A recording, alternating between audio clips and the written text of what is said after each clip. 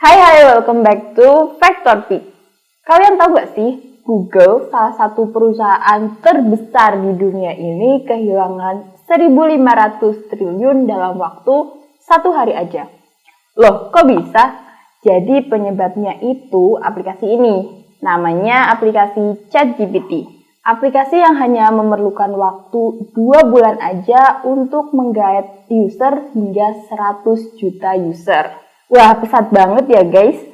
Kira-kira ChatGPT itu aplikasi apa sih? Dan bagaimana bisa Google sebagai mesin pencari nomor 1 di dunia ini terancam lengser dari posisinya?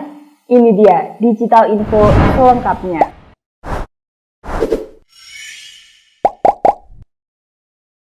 Tapi sebelum itu jangan lupa klik like, subscribe, dan share video ini sebanyak-banyaknya. Well, ini dia perang digital terbesar di dunia abad ini.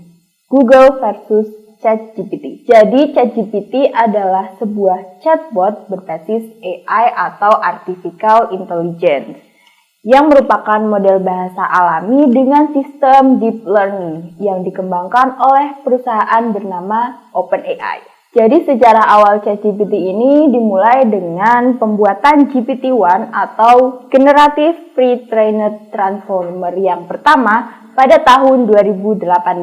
Kemudian OpenAI meluncurkan GPT yang kedua pada tahun berikutnya yaitu 2019 yang sudah pasti memiliki kemampuan lebih baik dibandingkan GPT yang pertama. Dan pada tahun 2020, OpenAI meluncurkan kembali GPT-3 yang merupakan versi terbaru dan terbaik dari keluarga GPT. Nah, ChatGPT ini adalah model bahasa alami yang berbasis pada GPT-3.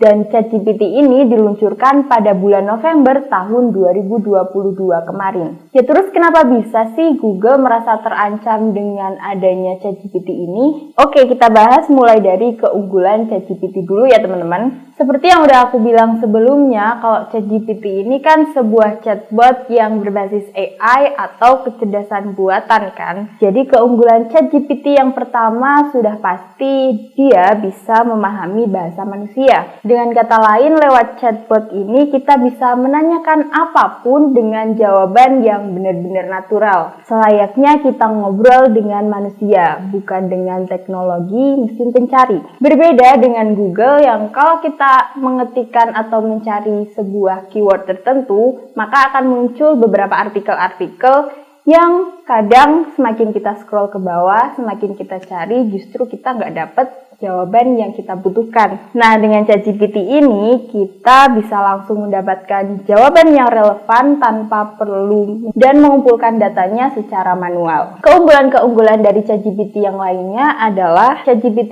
ini bisa mempelajari pola dan konteks bahasa dengan lebih baik, dapat memberikan jawaban yang relevan, dapat mengakses pengetahuan dan informasi, bahkan bisa belajar dari interaksinya dengan manusia. Dan dengan segala kecanggihan-kecanggihan dari ChatGPT inilah yang membuat Google jadi ketar-ketir. Karena ya kita lihat aja potensi kedepannya sangat besar peluang bagi ChatGPT. Apalagi kini Microsoft dengan mesin pencarinya Bing telah menjadi investor dana terbesar bagi perusahaan OpenAI dengan dana senilai 1 billion US dollar. Selain itu, OpenAI juga menggunakan komputasi cloud server Microsoft Azure. Dan ChatGPT yang diintegrasikan dengan Bing berpotensi besar mengubah Google menjadi mesin pencari yang usang, seperti sesepuh mesin pencari kita. Siapa lagi kalau bukan Yahoo. Tapi ya of course Google nggak bakal tinggal diam gitu aja lah setelah digempur dengan ancaman-ancaman dari ChatGPT.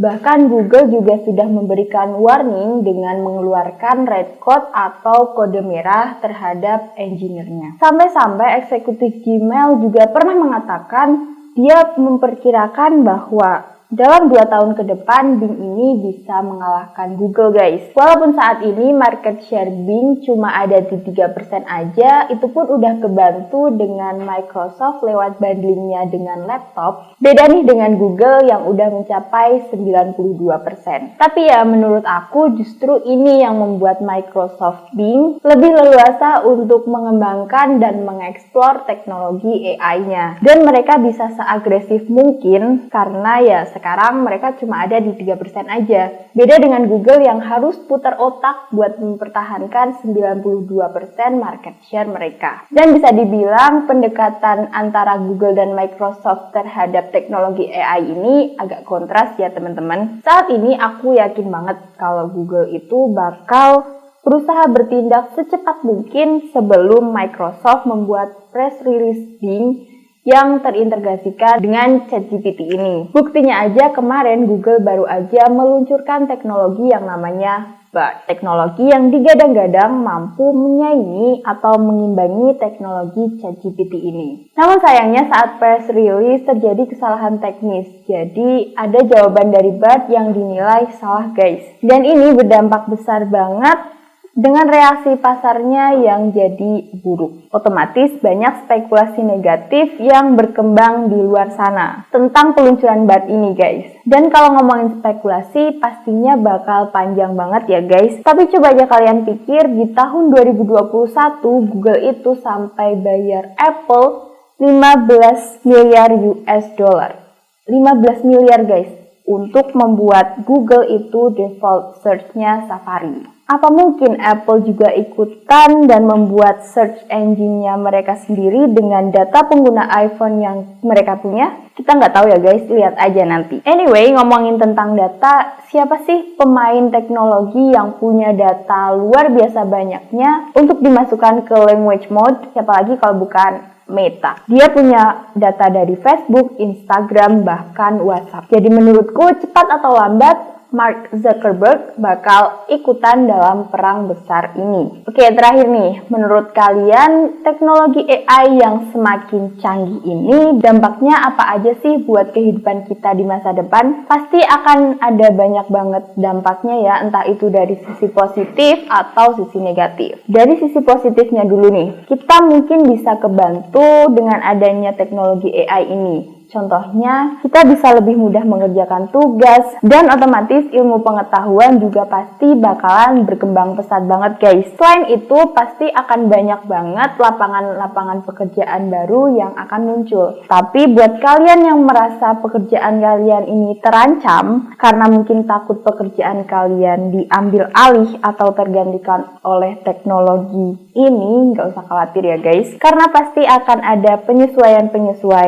pekerjaan di masa depan. Tapi di sisi lain dampak negatifnya juga sama-sama banyak guys. Seperti yang kita tahu, robot AI ini dirancang dengan sistem syaraf mirip dengan manusia. Dan dengan kecanggihan AI yang semakin canggih ini, bisa aja teknologi ini membuat keputusannya sendiri. Dengan kata lain, teknologi ini bisa punya akal pikirannya sendiri. Coba bayangin aja, pasti bakal serem banget kalau misalnya teknologi ini malah disalahgunakan oleh pihak yang nggak bertanggung jawab. Bahkan nih, sekelas Elon Musk aja pernah menyatakan ketakutannya terhadap kecerdasan buatan ini guys. Menurut kalian gimana? Sebenarnya masih banyak banget fakta menarik yang gak aku masukin ke video kali ini. Jadi mungkin akan aku bahas di video lain ya guys. Atau buat kalian yang punya ide-ide baru untuk kita bahas, boleh nih kalian komen di bawah atau kirim request kalian ke facttopic@gmail.com. Jangan lupa buat follow sosial media kita ini and thank you for watching.